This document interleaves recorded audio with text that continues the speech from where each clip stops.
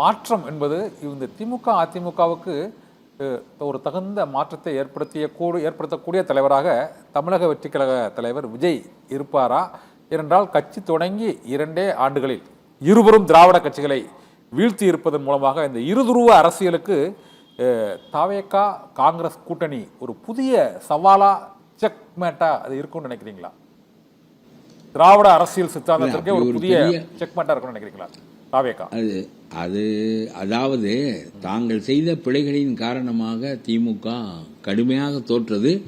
மாற்று அரசாக வந்திருக்க வேண்டிய அதிமுக ஒரு புதிய சோதனை செய்து பார்க்க வேண்டும் என்று மக்கள் எண்ணிய நிலையில் அது தன்னுடைய இடத்தை தக்க வைத்துக் கொள்ள முடியவில்லை என்பதுதானே தவிர திராவிட இயக்கங்களோ திராவிட கொள்கைகளோ தோற்றுவிட்டதாக நான் நினைக்கவில்லை. இன்றைக்கும் இந்தியை எதிர்ப்பதற்கும் பாராளுமன்ற இடங்கள் எண்ணிக்கை குறைக்கப்படுவதை தவிர்ப்பதற்கும் அதை எதிர்த்து போராடுவதற்கும் இடஒதுக்கீடுகளை நடைபெறச் செய்வதற்கும் திராவிடம் என்பதும் தமிழினம் என்பதும் தனியான இனம் என்பதை நிலைநிறுத்துவதற்கும் திராவிடத்தின் அடிப்படை கொள்கைகள் மோசமானவை அல்ல. நடத்துகின்றவர்கள் திராவிட கொள்கைகளை விட ஆட்சியினுடைய சுகங்களிலும் ஆட்சியினுடைய பலன்களிலும் கருத்து செலுத்துகிறவர்களாக இருந்த காரணத்தினால் அந்த கட்சிகள் தோற்கடிக்கப்பட்டனவே தவிர ஆகவே அந்த கட்சிகள் மீண்டும் பிஜேபி இருக்கின்ற வரையிலும் பாராளுமன்ற இடங்களை குறைக்கின்ற முயற்சி, இந்தியை திணிக்கின்ற முயற்சி, சிபிஎஸ்இயில் மீண்டும் 3 மொழிகளை கொண்டு வருகின்ற முயற்சி, இத்தகைய நிலைகளெல்லாம் ஏற்படும் போது ஒன்று சிபிஎஸ்இயே தூக்கி எறிய வேண்டும். இல்லாவிட்டால் அதாவது 3வது மொழி கூட விருப்ப மொழியாக இருக்க முடியாது. இந்திய மொழிகளில் ஒன்றாக இருக்க வேண்டும் என்றால் ஒரிய மொழியவா கற்பான், இந்தியை கற்பான் என்பதுதான் அவர்களுடைய நோக்கம். ஆக இவற்றையெல்லாம் எதிர்ப்பதற்குரிய கட்சிகள் இருக்கும். இவர்கள் ஆளுகின்ற முறை எப்படி இருக்கிறது? ரொம்ப அளவுக்கு அதிகமான வாக்குறுதிகளை அளித்திருக்கிறார். தமிழ்நாடு முழுவதும் பெண்கள் பேருந்துகளில் எங்கு வேண்டுமானாலும் ஏறலாம், கும்பகோணம் போகலாம், கன்னியாகுமரி போகலாம், கோயம்புத்தூர் போகலாம், எந்த மடியில் பர்சு வைத்துக் கொள்ள வேண்டிய தேவையில்லை என்று மக்கள் தொகையில் பாதி பேர் பேருந்துகளில் இலவசமாக பயணம் செய்வது என்பது ஏற்கனவே 48,000 கோடி கடனில் இருக்கின்ற பேருந்து நிறுவனம் 19,000 பேருந்துகளும் காலையில் வெளியே புறப்படும் போதே நட்டத்தில் தான் புறப்படுகின்றன.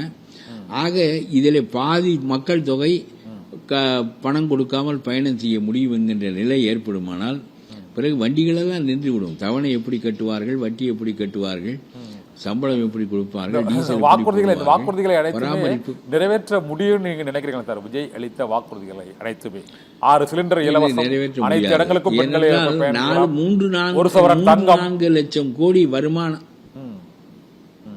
3-4 லட்சம் கோடி வருமானம் உள்ள தமிழ்நாடு அரசு 7-8 லட்சம் கோடி ரூபாய்க்கு வாக்குறுதிகளை அளிக்குமானால் இவற்றையெல்லாம் செய்ய முடியாது. ஸ்டாலின் செய்த தவறே 5 லட்சம் கோடி புதிதாக கடன் வாங்கி 60-70 ஆண்டுகளில் மொத்த கடன் 5 லட்சம் கோடி. ஸ்டாலின் மட்டும் வாங்கியது 5 லட்சம் கோடி கடன். எதனால் என்றால் வாங்கி சட்டி கொடுத்தார், முட்டி கொடுத்தார், இலவசம் கொடுத்தார், மாணவனுக்கு 1000 ரூபாய் கொடுத்தார். இது போன்ற காரியங்களைத்தான் அவர் செய்தாரே தவிர 5 லட்சம் கோடியை புதிதாக கடன் வாங்கி இந்த இலவசங்களை அளித்ததன் மூலம் ஆக்கப்பூர்வமான கன்ஸ்ட்ரக்டிவ் ப்ரோக்ராம்ஸ் எதுவுமே இல்லாமல் போகின்ற நிலை ஏற்பட்டது. அதற்கு ஆண்டு ஒன்றுக்கு 80,000 ரூபாய் வட்டி கட்ட வேண்டிய நிலையில் தமிழ்நாடு அரசு வைக்கப்பட்டிருக்கிறது. இந்த நிலையில் புதிதாக வருகின்ற ஆட்சி அந்த வட்டியை கட்ட வேண்டும் என்பது மட்டும் அல்ல, இவர்கள் கொடுத்த வாக்குறுதிகளை நிறைவேற்றுவதற்கு இன்னும் ஒரு 10 லட்சம் கோடி கடன் வாங்க வேண்டும். ஆகவே காலப்போக்கில் அதையெல்லாம் புரிந்து கொள்வார். நான் ஒன்று சொல்லுகிறேன், மக்கள் மாறுதலை விரும்பினார்கள். அந்த மாறுதலை ஒரு புதிய மனிதனின் மூலம் மாறுதலை விரும்பியிருக்காங்க. விஜயை நம்பினாங்க, சீமானை நம்பல.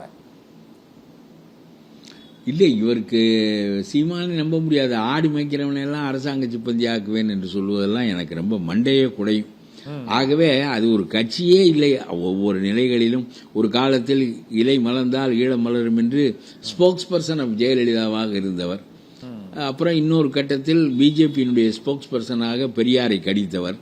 இப்படி வேறு ஒருவருடைய காரியங்களை செய்வதற்கு அவருடைய கருவியாக சில பலன்களை பெற்றுக்கொண்டு காரியம் செய்கின்ற ஒருவர் அரசியலின் நம்பகத்தன்மை உடையவர் இல்லை என்பது என்னுடைய கருத்து. ஆகவே அவர் பேசுவதும் ரொம்ப அதீதமாக பேசுவார். ஆடு மாடுகள் மேய்க்கின்றவனை அரசு சிப்பந்தியாக, அப்புறம் அரசு சிப்பந்தி எல்லாம் என்னவாக ஆக்குவது என்று எனக்கு தெரியவில்லை. ஆகவே அரசு பணியை செய்கின்றவன் அரசு சிப்பந்தி, ஆடு மாடு மேய்க்கின்ற குடிமகனுக்கு அவனுக்குரிய காரியங்களை செய்து கொடுக்க வேண்டுமே தவிர அவன் தலைமைச் செயலகத்தில் உட்கார்ந்து பணியாற்றுகின்ற அவனுடைய இடத்தை இவனுக்கு அளிப்பதன் மூலம் காரியங்கள் ஒன்றும் நிறைவேறாது. ஆகவே அது ஒரு வகை, அதாவது ஒரு 15% வாக்குகள் தமிழ்நாட்டில் அலைந்தன. ஒரு கட்டத்தில் விஜயகாந்துக்கு விழுந்தது, விஜயகாந்த் இல்லாத போது அது சீமானுக்கு விழுந்தது. இப்பொழுது விஜய் வந்த பிறகு சீமான் காலியாகிவிட்டார். இப்பொழுது விஜய்க்கு விழுந்திருக்கிறது, அதை விட கூடுதலாகவும் விழுந்திருக்கிறது. ஆக விஜய்க்கு ஒரு பெரிய வாய்ப்பு கிடைத்திருக்கிறது. அவருக்கு அரசியல் பழக்கம் இல்லை, கன்விக்ஷன்ஸும் அவர் பெரிய அளவுக்கு உடையவர் இல்லை. இன்னும் எத்தனையோ காரியங்களில் மத்திய அரசோடு மோத வேண்டிய கட்டங்கள் எல்லாம் இருக்கின்றன. இதற்கு முன்னால் வரையிலும் அது வெறும் அரசியல் எதிரி, கொள்கை எதிரி என்று சொல்லிவிட்டு அத்தகைய திறனாய்வுகளை தவிர்த்து கொண்டு போக முடியும்.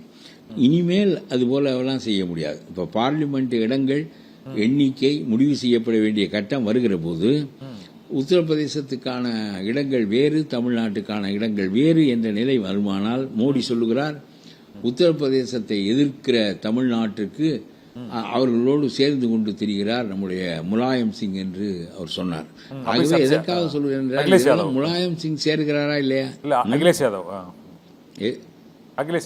அகிலேஷ் யாதவ், ஆமா முலாயம் மகன். சரி, ஆக எதற்காக இதை சொல்லுகிறேன் என்றால், தமிழ்நாட்டினுடைய பல்வேறு உரிமைகள் பல்வேறு சட்டங்களில் இப்ப சிபிஎஸ்இ வந்திருக்கிறது, 3 மொழியையும் கட்டாயமாக்குகிறார்கள்.